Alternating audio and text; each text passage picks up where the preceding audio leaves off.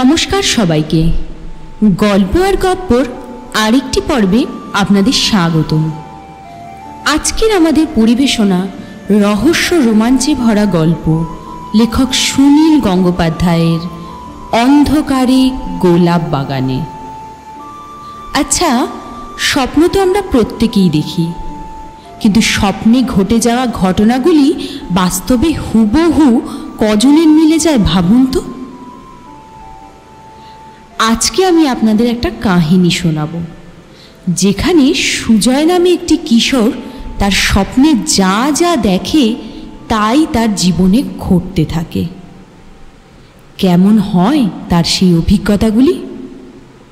চলুন শুনে নেওয়া যাক লেখক সুনীল গঙ্গোপাধ্যায়ের গল্প অন্ধকারে গোলাপ বাগানে।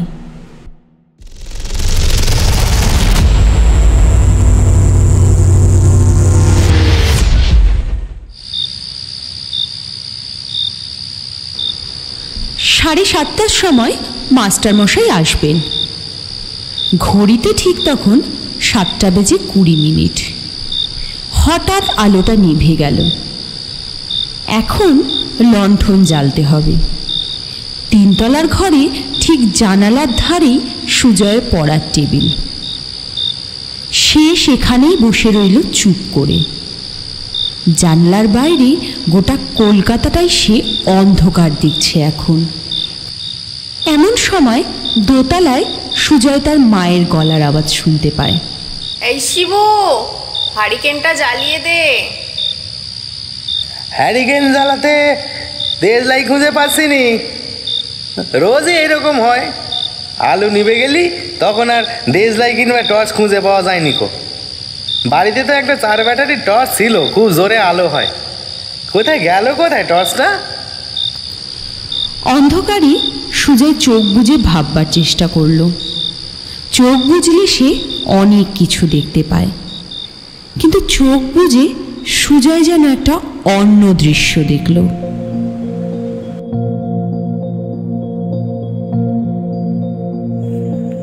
অন্ধকারে মাঠের মধ্য দিয়ে টর্চ হাতে হেঁটে আসছেন একজন লোক। লোকটির মুখ দেখা যাচ্ছে না। টর্চের আলোয় মাঝে মাঝে দেখা যাচ্ছে শুধু লোকটির পায়ে সাদা কেডস জুতো, তার প্যান্টের রং হলদে। লোকটি হাঁটছে খুব তাড়াতাড়ি।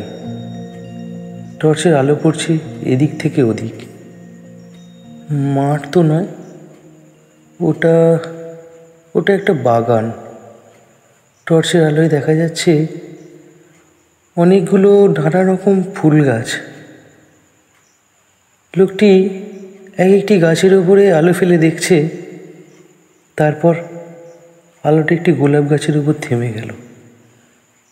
3টে বেশ বড় বড় গোলাপ ফুটে আছে সেই গাছটায়। এবারে লোকটি একটি হাঁটু গেড়ে বসে পড়ল সেই গাছটার নিচে। এখনও লোকটির মুখ দেখা যাচ্ছে না। গায়ে একটা ডোরা কাটা হাওয়াই শার্ট। হাঁটু গেড়ে বসে লোকটি প্যান্টের পকেটে ডান হাতটা ঢোকালো।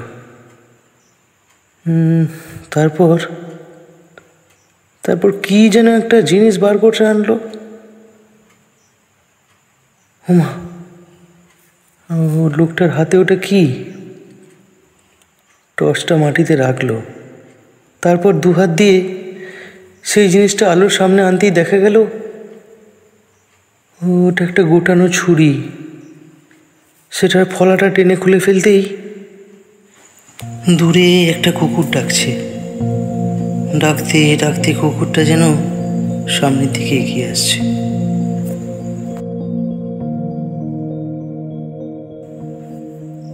এই যে হ্যারিকেন নিয়ে আইছি। শিবুর ডাকে সুজয় চমকে উঠতেই ঘোরটা যেন কেটে গেল তার। শিবু হারিকেন নিয়ে এসেছে। এবার সুজয়ের একটু রাগই হলো। ইস, নষ্ট হয়ে গেল ছবিটা। যা, আরে আর একটু পরে আনতে পারলে না আলোটা? ওমা, তুমি অন্ধকারে বসে থাকবে নাকি? মা যে কইলেন শিগগির হ্যারিকেনটা দিয়ে আয়,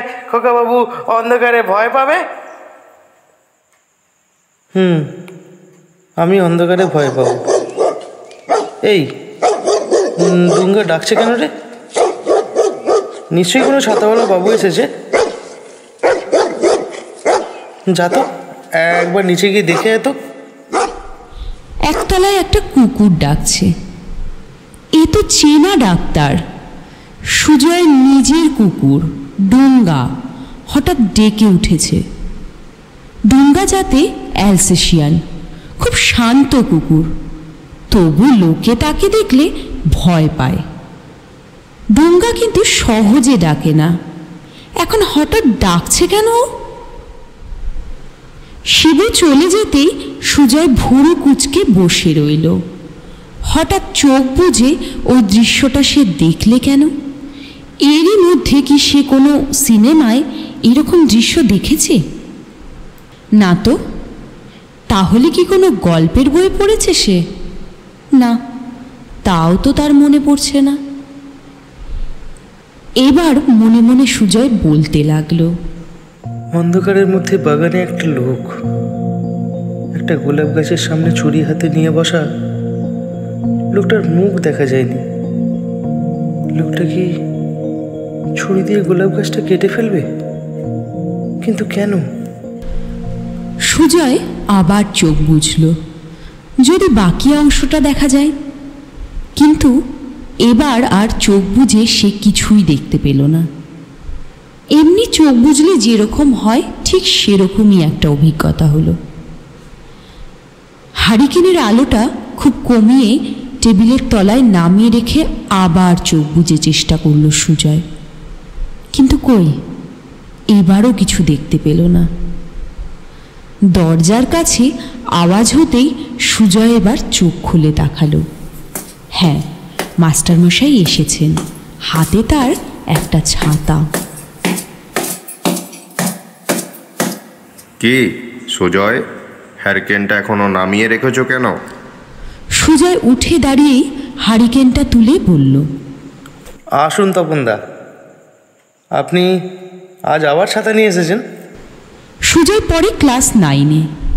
তার মাস্টারমশাই সবে মাত্র MA পাশ করেছেন। প্যান্ট শার্ট পরেন আর খুব লবঙ্গ খেতে ভালোবাসেন, তাই সবসময় তার মুখে লবঙ্গ।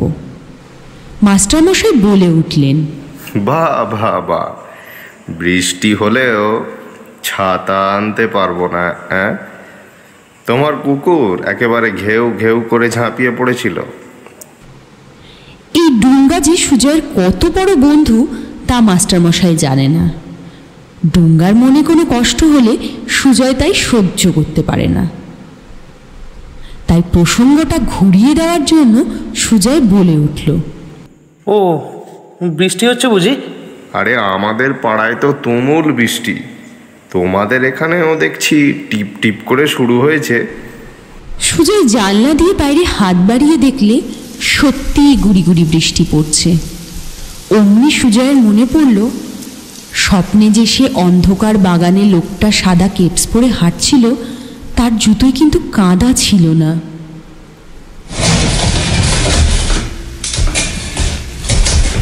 চেয়ারটা টেনে মাস্টারমশাই বললেন, তা যে অঙ্কগুলো দিয়েছিলাম সেগুলো করেছো?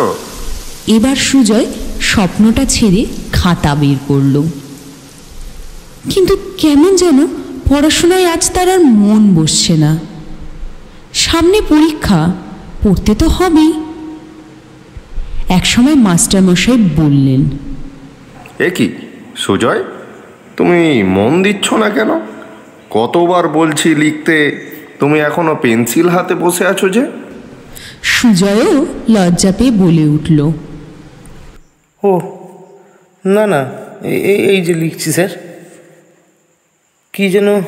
কি যেন একটা বলছিলেন তপনদা? তোমার আর দোষ কি? এই হ্যারিকেনের আলোতে কি আর পড়া যায়? পাখা বন্ধ, তার উপর যা গরম। পরশু রবিবার, সেই দিন দুপুরবেলায় আমি না হয় আসবো। 1 ঘন্টা পড়ানোর পর মাস্টারমশাই চলে গেলেন। ঠিক এরপরই সুজয়ের রাতের খাবারের ডাক পড়ল। কাকা বাবু, খাবে চলো। খাওয়া দাওয়া হয়ে গেলে রোজ সুজয় খানিকক্ষণ ডুঙ্গাকে নিয়ে ঘুরে বেড়ায়। শহরের এদিকটা এখনো অন্ধকার, বৃষ্টিও টিপটিপ করে পড়ছে। ডুঙ্গা জলে ভিজতে চায় না, গায়ে একটু জল লাগলেই দোকান লটপট করে গা ঝাড়া দেয় খুব জোরে। সুতরাং আজ আর ডুঙ্গাকে নিয়ে ছাদে ঘোরা যাবে না। তাই সে ডুঙ্গাকে নিয়ে চিলে কোঠাতেই বসে রইল। ডুঙ্গা একবার করে বাইরে মুখ বাড়ায় আর নাকে বৃষ্টি লাগলেই ঘরে ফিরে আসে। সুজয়ের আবার মনে পড়ল সেই দৃশ্যটা। সুজয় মাঝে মাঝে চোখ বুজে এরকম সব জিনিস দেখতে পায়। কখন যে দেখবে তার কিন্তু ঠিক নেই। এক একদিন তো সে কিছুই দেখে না। দৃশ্যগুলো নানা রকম হয়। এই যেমন ধরুন, পাহাড়ের পাশে সরু রাস্তা দিয়ে সাইকেল চালিয়ে যাচ্ছে 3 জন ছেলে। জঙ্গলের মধ্যে একটা গাছ ভেঙে পড়ল মরমরিয়ে। আবার ধরুন, একটা ফুলের পাপড়ি দুলছে আস্তে আস্তে, আর একটা মৌমাছি বৌ বৌ করে ঘুরছে তার চারপাশে। একবার তো সে দেখল সোনারপুরে ওর ছোট মামার বাড়ির গোয়াল ঘরে একটা শেয়াল ঢুকে বসে আছে, আর 2টো গরু ভয়ে ডাকছে হাম্বা হাম্বা করে। চোখ বুজে সুজয় যে দৃশ্যগুলো দেখে তা সে কিন্তু সত্যিই আগে দেখেনি কোনোদিনও। চোখ বুঝলেই দৃশ্যগুলো কোথা থেকে এসে যায় কে জানে। একবার তো সে দেখেছিল সম্রাট ঔরঙ্গজেবের সবাই দাঁড়িয়ে কথা বলছিলেন শিবাজি। একেবারে সিনেমার মতো স্পষ্ট ছিল স্বপ্নটা। কিন্তু এসব কথা অন্য কারুকে বললে তারা কি বিশ্বাস করবে? একবার তো স্কুলের বন্ধুদের 2-1বার সে বলতে চেষ্টাও করেছিল, কিন্তু তারা সেগুলোকে গাঁজাখুরি বলিয়ে উড়িয়ে দেয়।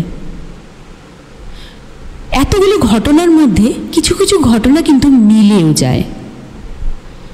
সোনারপুর থেকে ছোট মামা এসে সুজয়ের মাকে সেদিন বলছিল, জনমেজদি, পরশুদিন কি কাণ্ড!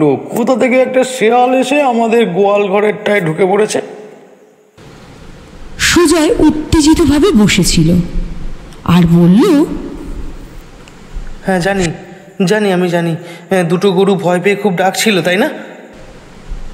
সুজয়ের কথা শুনে ছোট মামা তো ভুরু কুঁচকে ওঠেন। তুই জানিস মানে? পরশু রাত্রির ব্যাপার, এর মধ্যে তো কেউ আসেনি সোনারপুর থেকে। হ্যাঁ আমি জানি তো, তোমরা সবাই মিলে তাড়া করলে, আর শেয়ালটা দৌড়ে পালাবার সময় একজন যেন লাঠি ছুঁড়ে মারলো, কিন্তু ওর গায়ে লাগেনি। মেজদি, তোমার ছেলেটা কিন্তু খুব গল্প বলতে পারে। আমি যেই শেয়ালের কথা বলেছি অমনি। সুজয় জানে ছোট মামা তার কথাগুলো বিশ্বাস করবে না, তাই আর কথা না বাড়িয়ে সে মনে মনেই আওড়াতে শুরু করে। বিশ্বাস করে না, কেউ বিশ্বাস করে না। গল্প নয়, পরশুদিন আমি যে দৃশ্যটা আমি পরশুদিন দেখেছি তা আমি কারুকে বিশ্বাস করাতে পারছি না। তাহলে অন্ধকার বাগানে টর্চ হাতে লোকটি যে একটা গোলাপ ফুলের গাছের সামনে বসলো, সে দৃশ্যটাও কি সত্যি? ওরকম গোলাপ বাগান কোথায় আছে কলকাতায়? থাকতে পারে নিশ্চয়ই, কিন্তু আজ কলকাতায় বৃষ্টি পড়বে, কিন্তু স্বপ্নের মধ্যে ওখানে তো বৃষ্টি নেই। তাহলে কি দূরে কোনো জায়গায়? সোনারপুরে ছোট মামার বাড়িতে কি বাগান আছে? কি জানি, আমি তো 2 মাস আগে গেছিলাম, কিন্তু সেখানে তো বেগুন গাছের ক্ষেত দেখেছিলাম। আর এত তাড়াতাড়ি সেখানকার বেগুন গাছ তুলে তো গোলাপ গাছ হতে পারে না।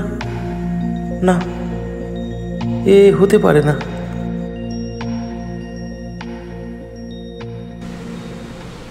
নিচে নেমে এসে সুজয় তার মাকে জিজ্ঞাসা করল, মা মা মা আমাদের চেনাশোনা কারো বাড়িতে ফুল বাগান আছে? এই এত বড় বড় গোলাপ ফুল ফোটে? তার কথা শুনে মা তো প্রায় অবাক। ফুলবাগান? কাদের ফুলবাগান আছে? হঠাৎ এ কথা জিজ্ঞেস করছিস কেন? না এমনি, বলো না। তিনতলার ঘরে সুজয় একলা শোয়ে। ঘুমোবার আগে সুজয় চোখ বুজে অনেক চেষ্টা করলো সেই দৃশ্যটা আরেকবার দেখার, কিন্তু একবার স্বপ্ন ভেঙে গেলে আর তা জোড়া লাগে না। সেই রকমই এই দৃশ্যটা আর ফিরে এলো না।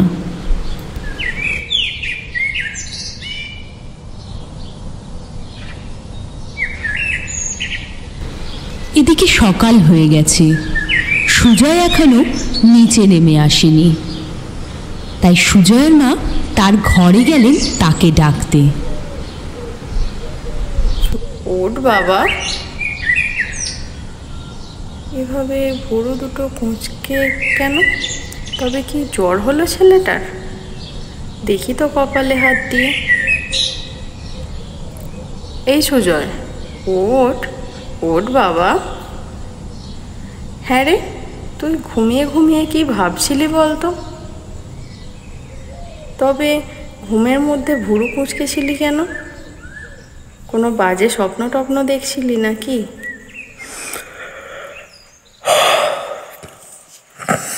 কই, কিছু না তো। সুজয়ের কিছু মনে নেই। অনেক স্বপ্ন পরদিন সকালে উঠে আর তার মনে পড়ে না, কিন্তু সুজয় জেগে জেগে চোখ বুজে যে দৃশ্যগুলো দেখে সেগুলো তার ঠিক মনে থাকে। এদিকে সুজয়ের স্কুল সকাল 10:30টায়।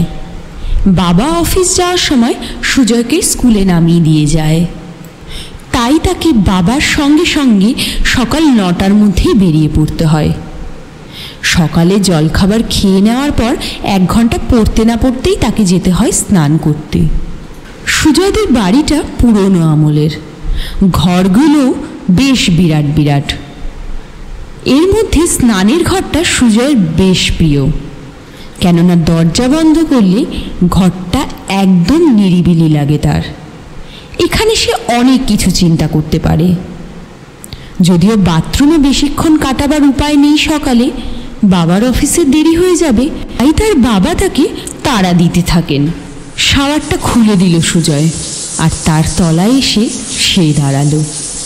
শাওয়ারের জল খুব তোড়ে পড়বার সময় আপনা থেকেই চোখ বুজে আসে। চোখ বুজতেই সুজয় আরেকটা দৃশ্য দেখতে পেল।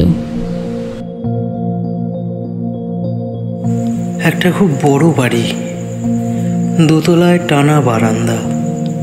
সেই বারান্দায় দাঁড়িয়ে একজন বুড়ো মতন লোক খুব রাগারাগি করলেন। দূরে 2-3 জন লোক কেমন কাঁচুমাচুভাবে দাঁড়িয়ে।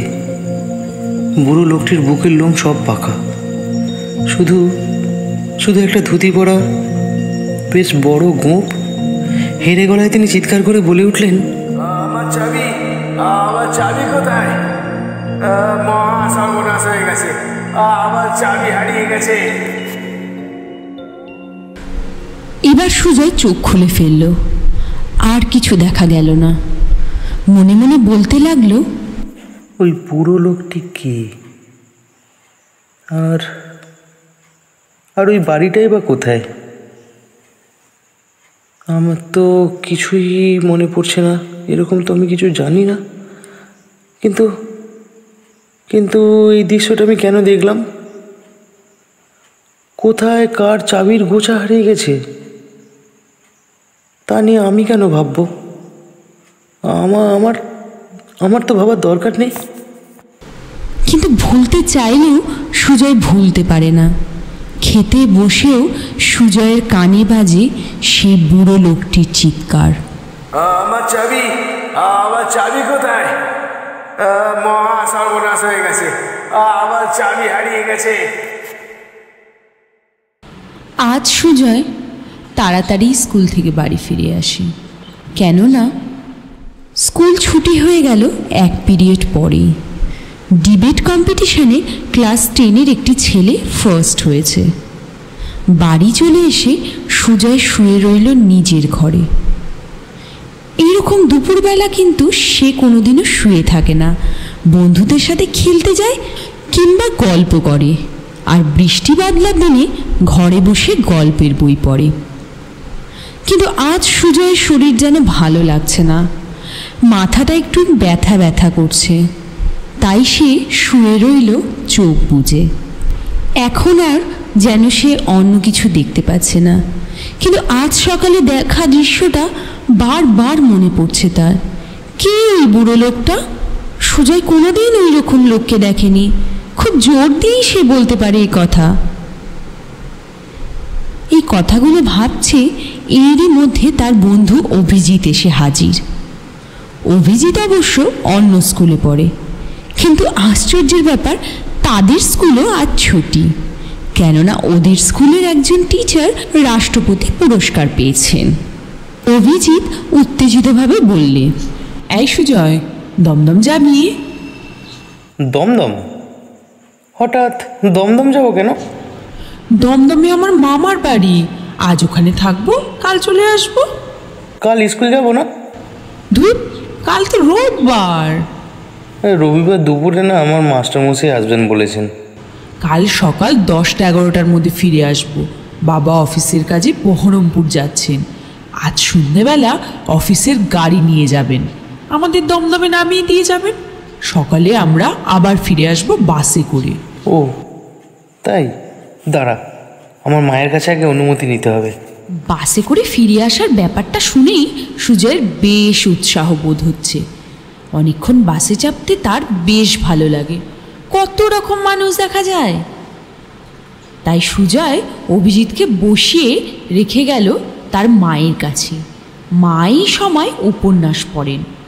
মায়ের কাছে বসে সুজয় খুব নরম সুরে বলল, মা, একটা কথা বলবো? পয়সা চাই বুঝি? পরশুদিন তোকে 1 টাকা দিয়েছিলাম না? না না মা, পয়সা না, ও অভিজিৎ এসেছে। ও বলছিল ওর সাথে দমদমে ওর মামার বাড়ি যেতে, কাল 10টা-11টার মধ্যেই ফিরে পড়বো। দেখো ও মা, যাবো? বলো না মা। আচ্ছা বাবা, ঠিক আছে, তুই যাবি। কেমন? আমার সোনা মা, আমার ভালো মা। মায়ের অনুমতি নিয়ে ওরা বেরিয়ে পড়ল ঠিক বিকেল 5টার মধ্যে। অভিজিৎদের মামার বাড়ি নাগের বাজার ছাড়িয়ে অনেকটা দূরে। পৌঁছতে বেজে গেল 6টা। তখন সন্ধে নেমেছে। অভিজিতের বাবা গাড়ি থেকে আর নামলেন না, গেটের কাছে ওদের ছেড়ে দিয়ে চলে গেলেন গাড়ি ঘুরিয়ে। মস্ত বড় লোহার গেট, সামনে খানিকটা লন, আর সামনের দিকে সুরকি বিছানো রাস্তা। গেটটা খুলতেই ক্যাচ করে একটা শব্দ হলো। অমনি দোতলা থেকে কে যেন গম্ভীর গলায় জিজ্ঞাসা করলে, কে? অভিজিৎ বলল, আমি খোকন দাদু, আমি খোকন, বালিগঞ্জ থেকে এসেছি। ও খোকন, আয়, কার সঙ্গে এলি? এদিকে কারুকে কিন্তু দেখা যাচ্ছে না, সেখানে শুধু কথা শোনা যাচ্ছে। দুজনেই চলে এলো বৈঠকখানায়। খুব বড় বাড়ি, কিন্তু কেমন যেন ফাঁকা ফাঁকা। একজন বয়স্ক মহিলা একতলায় একটা ঘর থেকে বেরিয়ে এসে বললেন, আরে খোকা বাবুজি, এসো এসো, সঙ্গেটি কে? অভিজিৎ বলল, আমার বন্ধু সুজয়। বড় মাসিমা, কেমন আছো তুমি? অভিজিৎ আর সুজয় দুজনেই সেই মাসিমার পায়ে হাত দিয়ে প্রণাম করলে। যদিও এটা অভিজিতের মামার বাড়ি, কিন্তু মামারা এখানে কেউ থাকেই না। এক মামা থাকে বিলেতে, আরেক মামা দিল্লিতে। এখানে থাকেন অভিজিতের দাদু আর দিদিমা, আর এই মহিলাটি হলো তার দূর সম্পর্কের মাসি। অভিজিৎকে সেই মাসি তার ঘরে নিয়ে বসাতে চাইছিলেন। অভিজিৎ বলল, দাঁড়াও বড় মাসি, আগে দাদুকে প্রণাম করে আসি। দেখিস, সাবধান, কর্তার মেজাজ কিন্তু খারাপ হয়ে আছে।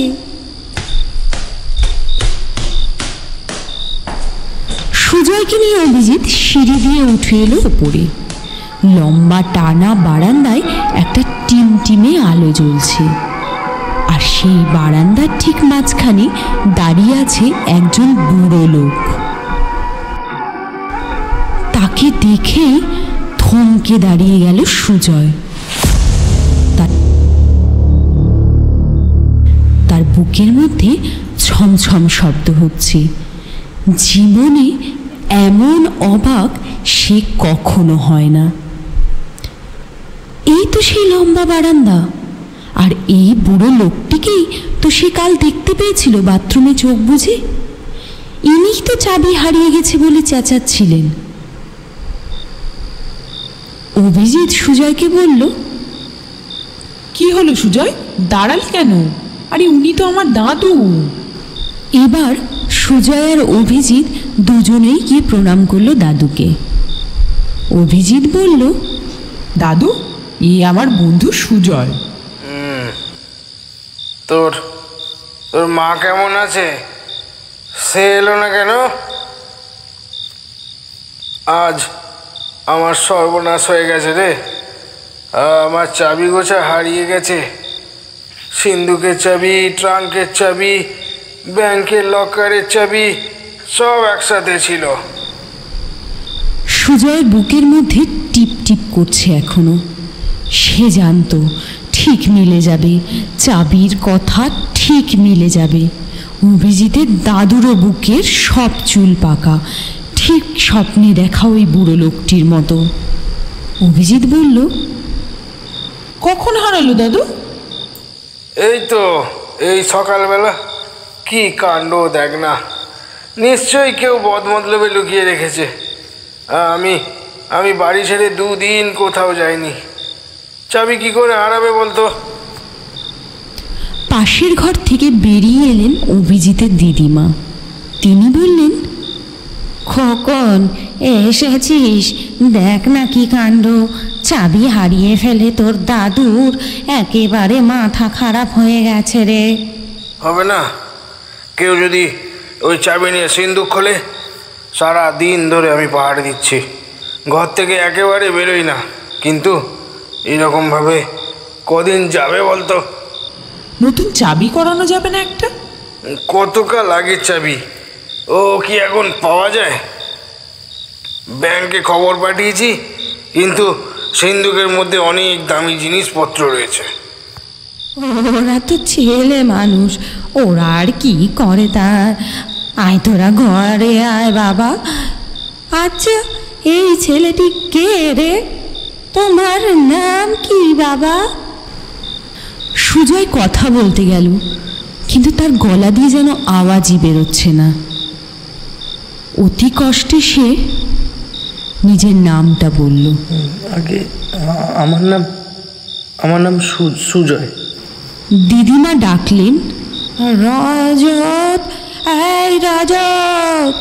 দিদিমার ডাক শুনে 20-22 বছরের একটি ফিটফাট চেহারা ছেলে এলো। দিদিমা তাকে বললেন, রজত, এদের জন্য মিষ্টি এনে দাও, আর ঠাকুরকে বলো মাংস রাখতে। আজ রাতে ওরা আমার এখানেই খাবে। রজত চলে যাওয়ার পর অভিজিৎ জিজ্ঞাসা করলো, দিদিমা ওকে ওকে তো আগে দেখিনি। সেই যে মুর্শিদাবাদে গিয়েছিলাম, সেখান থেকেই ওকে এনেছি। ও সম্পর্কে আমার এক কাকার ছেলে, লেখাপড়া বেশি শেখেনি। ও সবে একটা হোটেলে কাজ করছিল, তাই ওকে নিয়ে এসেছি। আমাদের বাড়িতে সব কাজ দেখাশোনা করবে, এই আর কি। মিষ্টি আর জলটল খাবার পর সুজয়কে নিয়ে অভিজিৎ গেল ছাদে। মস্ত বড় ছাদ, বাড়ির চারপাশটা বেশ ফাঁকা ফাঁকা। আকাশে একটু একটু জ্যোৎস্না, নারকেল গাছের পাতায় সর সর করে শব্দ হচ্ছে। অভিজিৎ সুজয়কে জিজ্ঞাসা করল, কি রে সুজয়, তুই কোনো কথা বলছিস না কেন? একেবারে গুম মেরে আছিস যে, তোর ভালো লাগছে না এখানে? হুম, না, ভালো। সুজয় তখনও ভাবছে, আমি যে আজ এখানে আসবো তার তো কোনো ঠিক ছিল না আগে থেকে। তবু চাবি হারানোর ব্যাপারটা কেন আমি আগে থেকে দেখলাম, আর সেটা দেখেই আমার কী লাভ হলো? এই বাড়ির পেছন দিকটা একটা বেশ বড় বাগান আছে, জানিস তো? যাবি দেখতে? চল। হ্যাঁ, কি কি কি বললি? বাগান?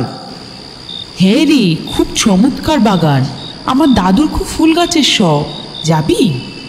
হ্যাঁ হ্যাঁ, এখনই চল। অভিজিৎ একটা টর্চ চেয়ে নিল দিদিমার কাছ থেকে। এদিকে সুজয়েরও আর ধৈর্য ধরছে না, সে এক্ষুনি ছুটে গিয়ে বাগানটা দেখতে যায়। ঠিক সেই বাগানটাই কিনা তা বুঝতে পারলে না সুজয়। অন্ধকারের মধ্যে সুজয় শুধু টর্চের আলোয় কয়েকটা গাছ দেখেছিল, কিন্তু সেটা যে কোন বাগান হতে পারে তা কিন্তু তার স্পষ্ট ধারণা নেই। তাছাড়া সেই বাগানে ছুরি হাতে একটা লোকের সাথে অভিজিতের দাদুর সিন্ধুকের চাবি হারানোরই বা সম্পর্ক কি তাও সে বুঝতে পারছে না। অভিজিতের হাতের টর্চটা নিয়ে সুজয় কয়েকটা ফুল গাছের ওপর আলো ফেলতে লাগলো।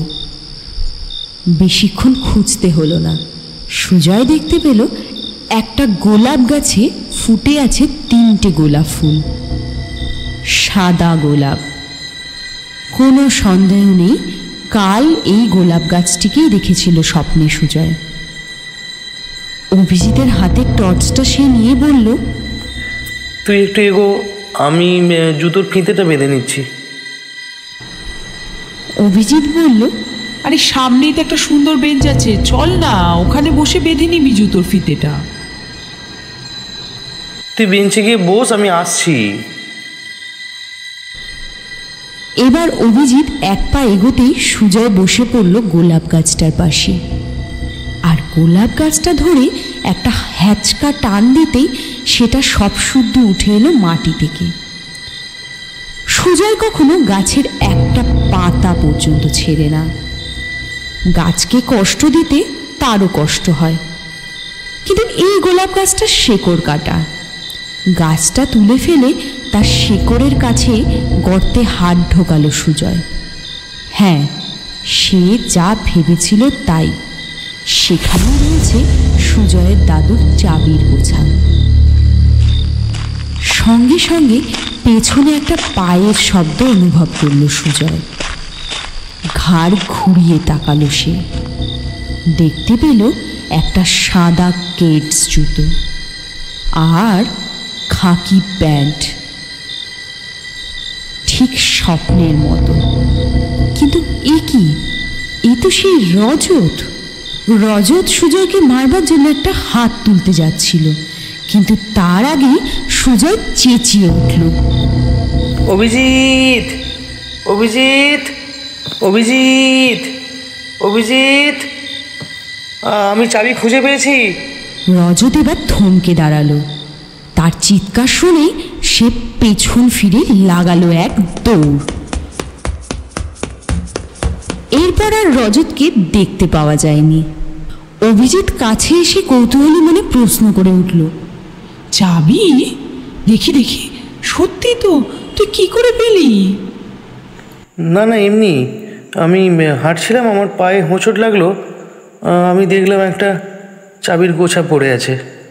এরপর সুজয় মন দিয়ে সেই গোলাপ গাছটাকে আবার পুঁতে দেওয়ার চেষ্টা করল, আর মনে মনে আওড়াতে লাগলো, না না, সত্যি কথা তো বলে লাভ নেই, কেউ বিশ্বাস করবে না। আমি যে স্বপ্ন দেখি সেগুলো পরে আমি সেগুলো আবার দেখতে পাই, সেই ঘটনাগুলো, কিন্তু কিন্তু আমি কাউকে বিশ্বাস করাতে পারি না।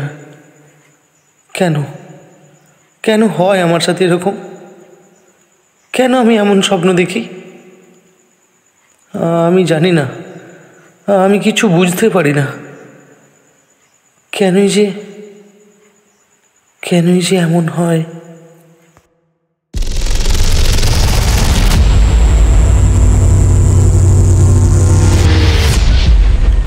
এতক্ষণ শুনছিলেন লেখক সুনীল গঙ্গোপাধ্যায়ের গল্প অন্ধকারে গোলাপ বাগানে। আজকের এই গল্প পাঠটি কেমন লাগলো তা কিন্তু আপনারা অবশ্যই লাইক অ্যান্ড কমেন্টের মাধ্যমে জানান। আর গল্প পাঠটি যদি ভালো লেগে থাকে তাহলে আমাদের চ্যানেল গল্প আর গপ্পকে সাবস্ক্রাইব করতে ভুলবেন না। এই মুহূর্তে আপনারা যারা আমাদের গল্প পাঠটি শুনছিলেন তাদের সবাইকে অসংখ্য ধন্যবাদ। আপনারা ভালো থাকবেন, সুস্থ থাকবেন।